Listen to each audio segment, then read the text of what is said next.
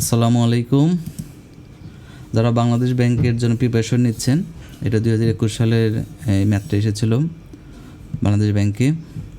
তো দেখেন এখন এই যে প্রবলেমটা, একটা পিজার এরিয়া দেওয়া আছে 78.5। ওরা বলছে যে পিজা যে রাখবে সেই বক্সের ডাইমেনশন কত, মানে কত বাই কত হবে। তো বক্সটা তো হবে স্কোয়ার শেপই হবে, তাই না? বর্গাকৃতির হবে, লেন্থ ইন্টু লেন্থ হবে। এখন লেন্থটা কত হবে? লেন্থটা হবে পিজার যেটা রেডি এটা হচ্ছে ব্যাস, পিজার ব্যাস যতটুকু হবে বক্সের লেন্থও তাই হবে। সিম্পল, ঠিক আছে?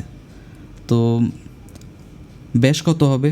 আপনি তো জানেন একটা সার্কেলের ব্যাস হচ্ছে 2r, আর মানে রেডিয়াস মানে ব্যাসার্ধ। আচ্ছা, কি দেওয়া আছে কোশ্চেনে? দেওয়া আছে এরিয়া কত? 78.5। পিজার এরিয়া মানে সার্কেলের এরিয়া, তাই না? সার্কেল মানে হচ্ছে বৃত্তের এরিয়া। বৃত্তের এরিয়া ফর্মুলা কী জানো?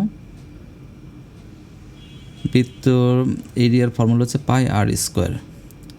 তো এখান থেকে আপনি আরটাকে সাবজেক্ট করেন, সাবজেক্ট করে আপনি ব্যাসে দিয়ে দিলে ম্যাথটা হয়ে যাবে ইনশাল্লাহ।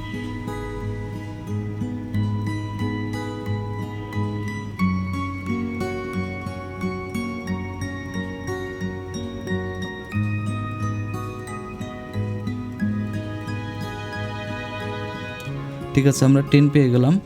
তার মানে 10 ইঞ্চির আপনার 10 ইঞ্চি বাই 10 ইঞ্চির একটা বক্স লাগবে, তাই তো?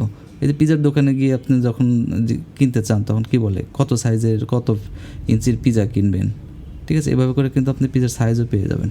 তো আশা করি বুঝতে পেরেছেন।